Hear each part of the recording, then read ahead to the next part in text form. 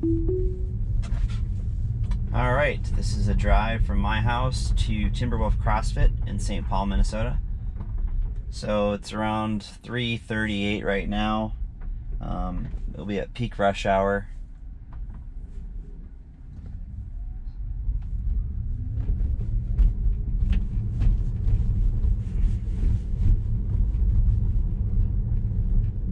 So this drive is going to be a mix of some city and freeway. I previously did this drive with 10.2, so this will be a good comparison. Very similar conditions, weather-wise, traffic-wise, etc. So be very eager to see if there's any differences in that drive compared to this one.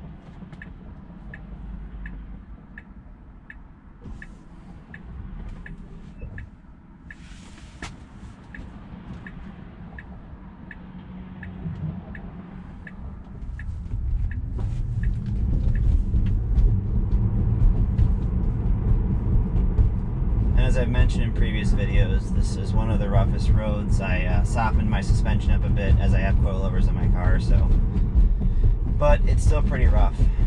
So apologies in advance for the bumps that you'll, I'm sure, hear.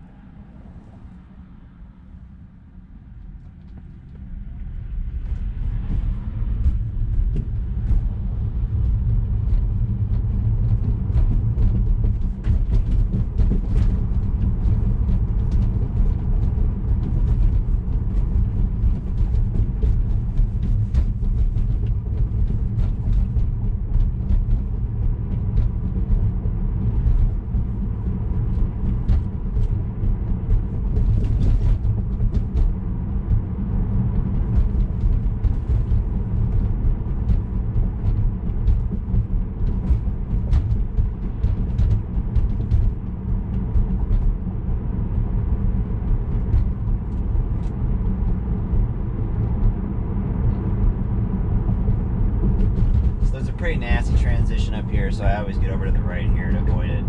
It's right past the train tracks, so maybe someday if I have a Cybertruck that's lifted, I'll go over it, but until they fix this garbage road, I just get over it.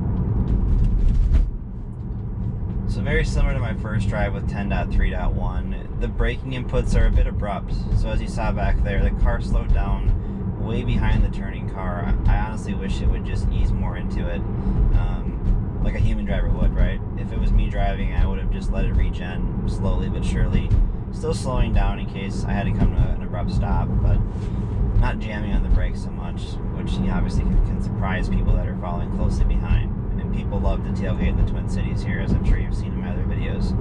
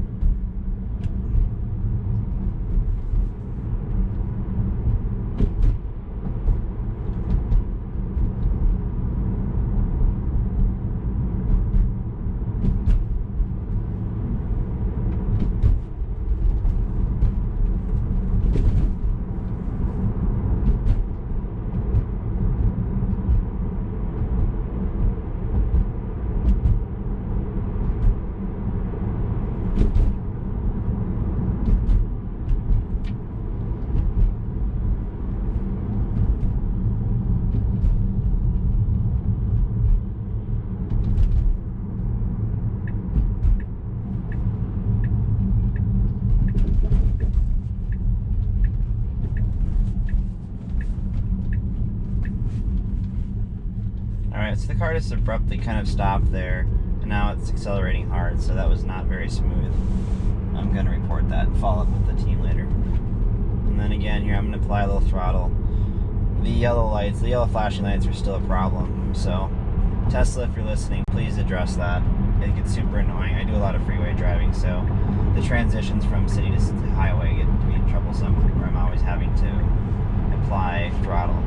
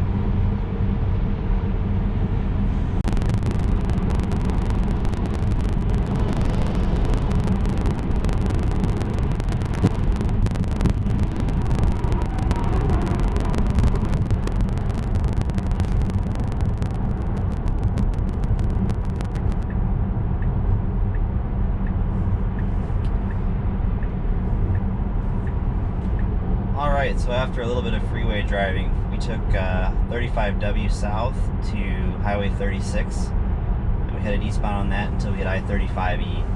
And now we're just exiting on St. Clair Avenue here in St. Paul. So after we exit here, we'll take a left at the stop sign. And then there'll be another couple intersections that we'll cross, including one last final turn before we get to our destination at Timberwolf CrossFit. So this one's tricky up here, or can be, because there's usually cars entering right here on our right. Today there's nobody there, so that makes this a little bit more simple. However, the intersection up here is usually quite busy, especially at this time. So a lot of fast traffic coming down a hill on your right, and then traffic coming up the hill on the left.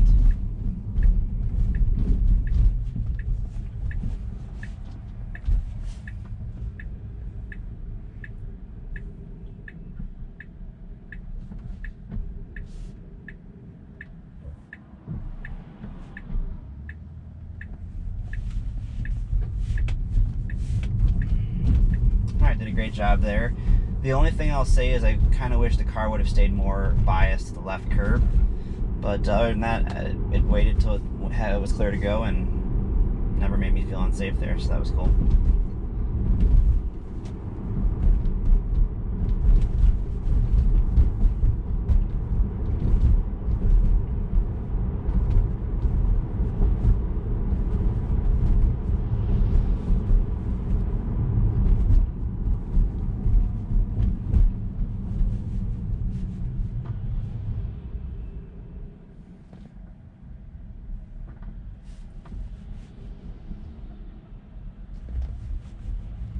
Still a little bit hesitant on that intersection there.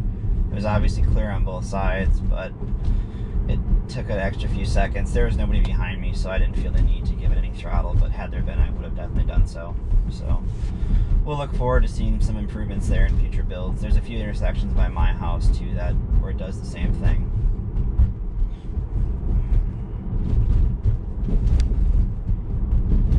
Alright, this is the final turn before we get to our destination. This intersection's always really busy, especially during this time. A lot of pedestrians and whatnot, so just like 10.2, the car is kind of hanging out to the right. It figured it out here and more to the left, but